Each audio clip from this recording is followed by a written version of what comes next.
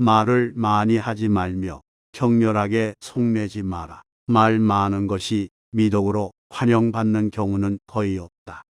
호랑이 입보다 사람의 입이 더 무섭다는 말. 한마디로 많은 사람들이 다칠 수 있음을 경계하라. 분노를 다스릴 줄 알아야 한다. 화가 날지라도 분노를 드러내지 않고 억제하여 마음속에 가둬두어라. 사람은 누구나 감정의 폭발을 억누르기 어려운 때가 있다. 그러나 한 가지 확실한 것은 흥분해서 자제력을 잃으면 그 분노는 자신의 몸을 망치는 도끼가 될 것임을 명심해야 한다. 얄팍해지는 것을 경계하라. 옳지 못한 일은 결코 해서는 아니 된다. 천하에는 두 가지 큰 기준이 있는데 하나는 옳고 그름의 기준이요. 다른 하나는 이롭고 해로움의 기준이다. 옳은 것을 지켜서 이익을 얻는 것이 가장 높은 등급이요. 그 다음은 옳은 것을 지켜서 해를 받는 것이며 그 다음으로는 나쁜 것을 쫓아 이익을 얻는 것이며 가장 나쁜 등급은 나쁜 것을 쫓아서 해를 보는 것이다. 스스로 지기를 구하지 마라. 인간의 두드러진 본성 중 하나는 우월감에 대한 열망이다. 남보다 더 나은 위치에 있기를 소망하는 것은 인간의 본능이기에 누구나 위에 서고 싶어하며 나아가 어떻게든 높은 자리에 올라보려고 온갖 수단과 방법을 다하기도 한다. 그러나 스스로 애써서 벼슬을 구해서는 안 된다. 위에 선다는 것은 그만큼 책임이 막중하기 때문이고 자기 만족이나 명예 출세를 위해 자리를 구하게 되면 좋은 결과가 나오지 않는다. 윗사람은 자신의 욕망에 충족이 아니라 아랫사람의 필요를 충족시켜 주어야 하는 사람이다. 이런 희생과 봉사에 정신없이 벼슬을 구했다면 결코 자랑스럽게 생각하지 마라. 청렴은 묵민관 본연의 자세다. 청렴은 묵민관 본연의 자세이며 모든 선한 일의 근원이며 모든 덕의 근본이다. 사람은 누구나 정도의 차이는 있을지언정 탐욕을 가지고 있다. 중요한 것은 탐욕적인 본성을 자꾸 씻어나고자 억제하는 노력이다. 이를 위해서는 사회 전체가 부정부패를 몰아내고자 하는 강한 의지가 있어야 한다. 묵민관이 청렴하지 못하면 끝내 모두가 비참한 종말을 맞게 된다. 절약하되 널리 베풀어라. 남에게 베풀면 보람도 있다. 절약하기만 할 뿐 널리 베풀지 않으면 가까운 사람도 멀어지게 된다. 베풀기 위해서는 먼저 절약해야 한다. 비단 옷으로 치장하고 값비싼 말에 호사스러운 안장을 얹고 윗사람에게 아첨하고 권세자에게 뇌물을 바치는 비용이 하루에도 수만 양이 넘으니 친척이나 어려운 사람을 위해 베풀 여유가 어디에 있겠는가. 그러므로 절약해서 쓰는 것이야말로 즐겁게 베푸는 것의 근본이다. 베풀고 싶어도 가진 것이 아예 없어서 베풀지 못하는 사람도 있다. 그런 사람에 비하면 가진 것이 많다는 것은 복된 일이다.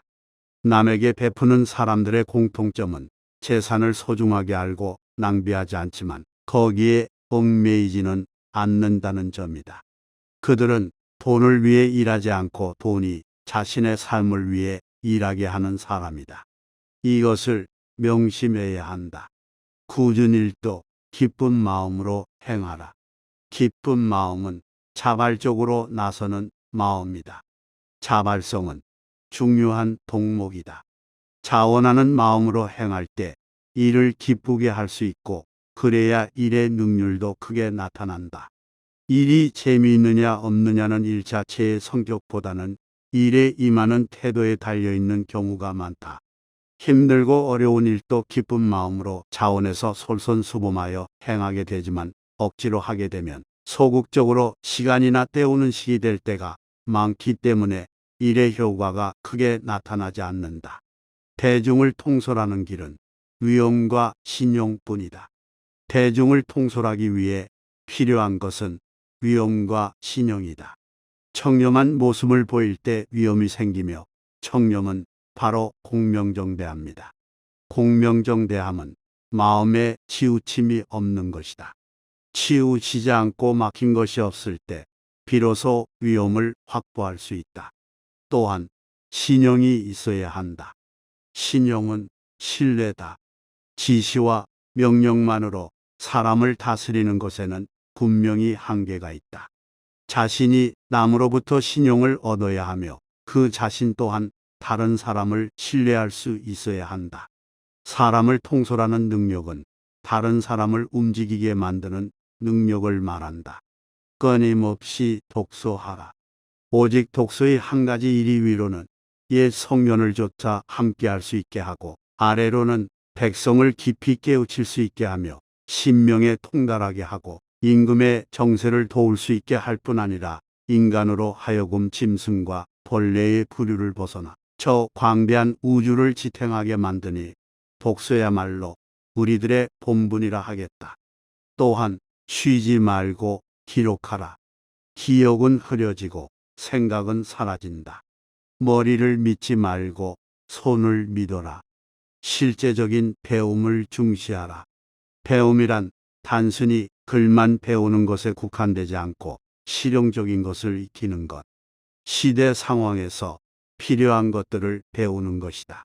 변화된 시대상에 적응하고 변화를 이끌어가는 것이 바로 올바른 배움이 아니겠는가. 누구나 변화가 중요하다고 생각하지만 인간적 본능은 변화에 저항하는 경향이 강하다. 익숙한 것에 편안함을 느끼기 때문이다. 이러한 변화에 대한 거부감은 지속적인 배움의 자세를 가져야만 그제야 비로소 줄어들 수 있다.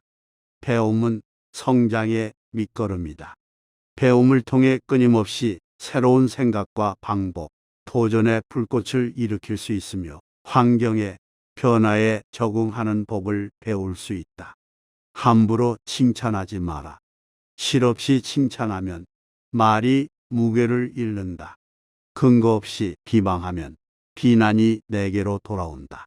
지위가 높은 사람의 한마디는 아랫사람의 인생을 들었다 놓았다 한다.